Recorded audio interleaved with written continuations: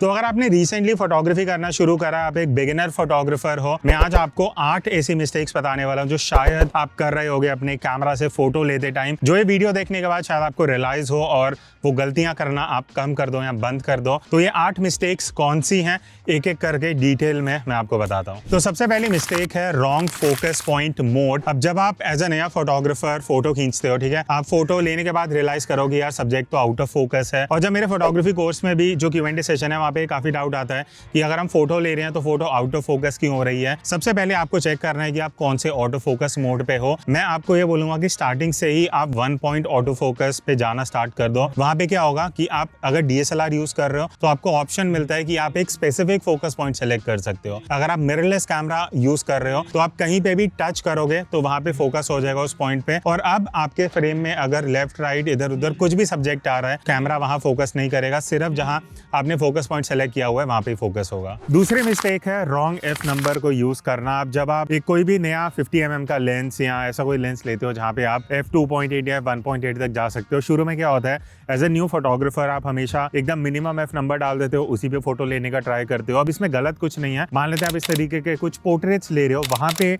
Minimum F number use करना सही है बिकॉज आपको ब्लर इफेक्ट ज्यादा चाहिए। बट गलती क्या होती है कि शुरू में आपको इतना ध्यान नहीं रहता कि सेटिंग चेंज करनी है और आपको अगर कुछ आर्किटेक्चर शूट करना है, कुछ लैंडस्केप शूट करना है, कोई ऐसी फोटो जहाँ पे ब्लर आपको उतना ज्यादा नहीं चाहिए, बट क्योंकि आपको इतना आइडिया नहीं है तो आप फोटोज ले लेते हो, घर आके आप रियलाइज करते हो कि यार ये तो फोटो आउट ऑफ फोकस हो गई, या काश फोकस थोड़ा सा बेटर आ जाता, या मुझे ज्यादा एरिया फोकस में मिल जाता। उसका रीजन ये है कि जब आप f4 या f2.8 यूज करते हो, स्पेशली लैंडस्केप, सिटीस्केप या आर्किटेक्चर के लिए, वहां पे क्या होता है कि जहां आपका फोकस हो रहा है उसके आगे और पीछे मोस्टली ज्यादा एरिया आउट ऑफ फोकस हो जाता है। तो देखने में ऐसा लगता है कि जहां पे आपको फोकस चाहिए था शायद वहां फोकस नहीं आया।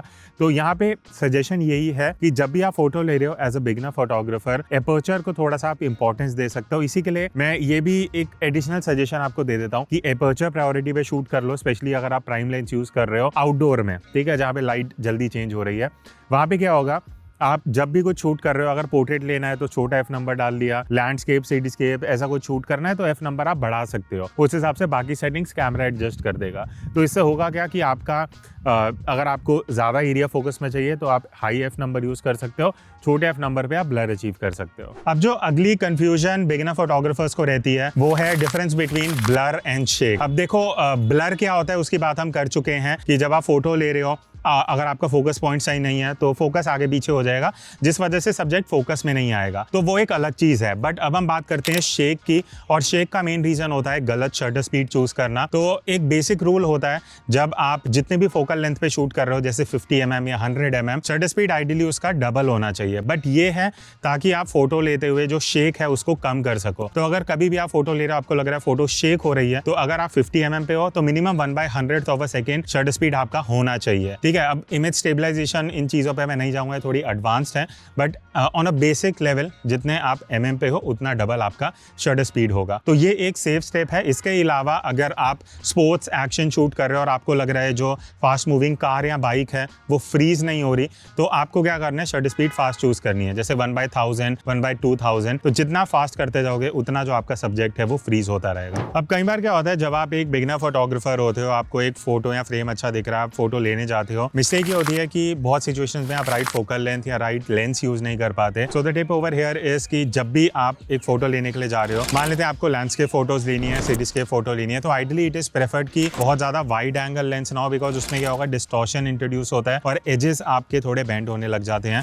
आई वुड सजेस्ट आप जूम लेंस यूज कर सकते हो लैंडस्केप में। बाकी अगर आप प्रोडक्ट या फूड फोटोग्राफी या इन जनरल स्टेशनरी सब्जेक्ट्स की फोटो ले रहे हो तो आप प्राइमरी लेंस कंसिडर कर सकते हो, जैसे 50 mm हो गया, 85 mm हो गया, depending on the situation. Because यहाँ पे क्या होता है, आपको कम प्राइस में ज्यादा ब्लर इफेक्ट मिल जाता है, लाइट होते हैं लेंसेज, एंड आपको पता है कि आपका जो यूज केस है, आपका कैमरा भी एक ही जगह है, प्रोडक्ट भी एक जगह है, तो आपको ज्यादा फ्लेक्सिबिलिटी नहीं चाहिए होती।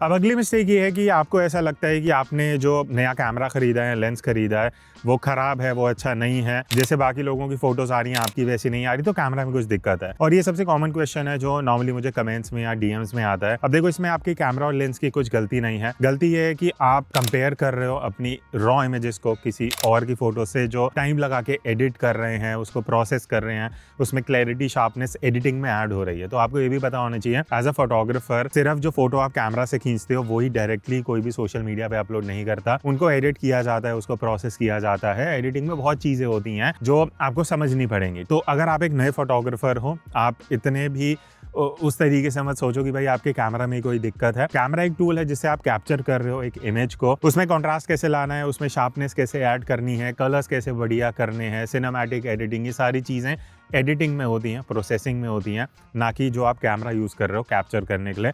वहाँ पे बस आप उसको एक रॉ फॉर्मेट में कैप्चर करते हो। अच्छा, अब इसी से अगला पॉइंट निकल के आता है, वो है हमेशा मैनुअल मोड को यूज़ करना। अब ये मिस्टेक मैं इसलिए बोल रहा हूँ स्पेशली नए फोटोग्राफर्स के लिए, बिकॉज आपको हर जगह बोला या सुनाई जाता है कि अगर आपको अच्छा फोटोग्राफर बनना है तो मैनुअल मोड यूज़ करो।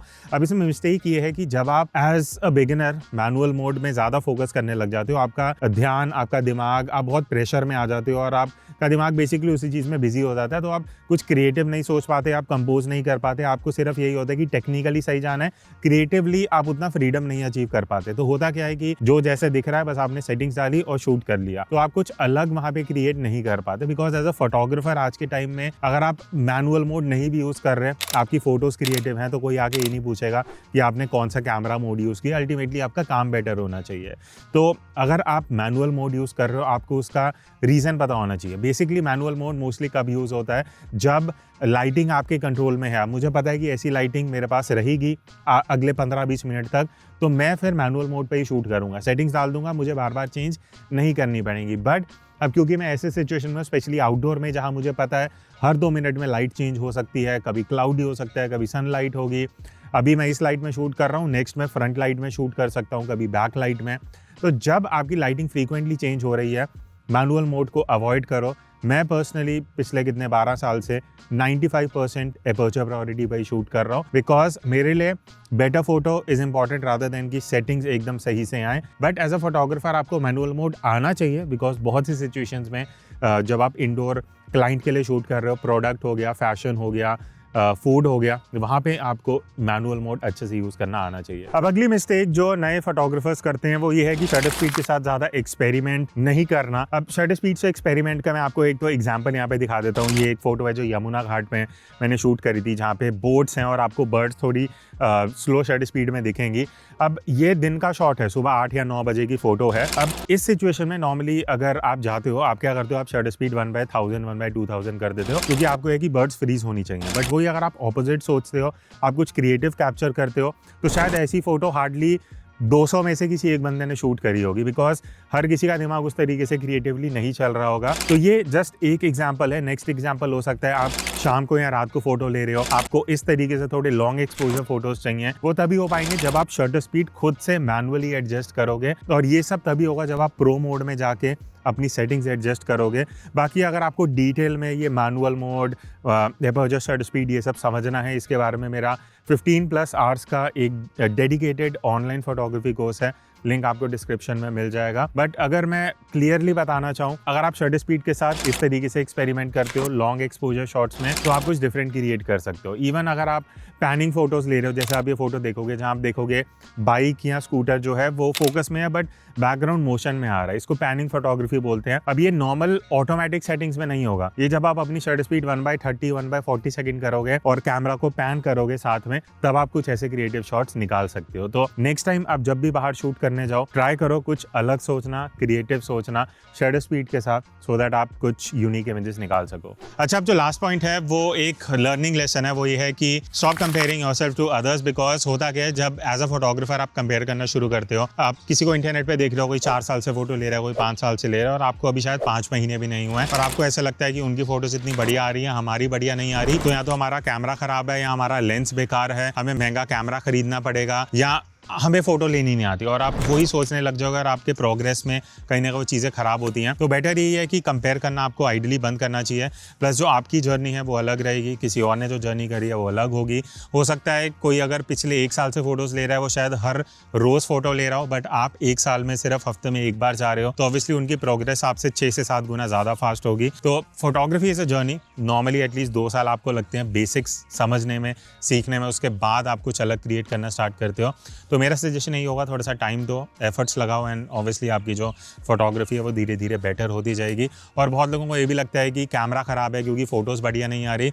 बेसिक चीज़ ये होती है कि जो आप इंटरनेट पे फोटोज़ देखते हो मोस्टली सब एडिट प्रोसेस करके ही लगाते हैं, तो आउट ऑफ कैमरा वैसे ही इतनी शार्प फोटोज़ नहीं आती, आपको एडिटिंग में जाके कई बार थोड़ी चीज़ें चेंज करनी पड़ती हैं एक बेसिक सी ऐसी फ़ोटो को कुछ ऐसा बनाने के लिए। तो होपफुली ये वीडियो आपको हेल्प करेगी कुछ मोटिवेट होने में, कुछ अंडरस्टैंड करने में, कुछ tips as a beginner photographer जो आपको हेल्प कर सकती हैं, कुछ मिस्टेक्स जो मैंने बताई।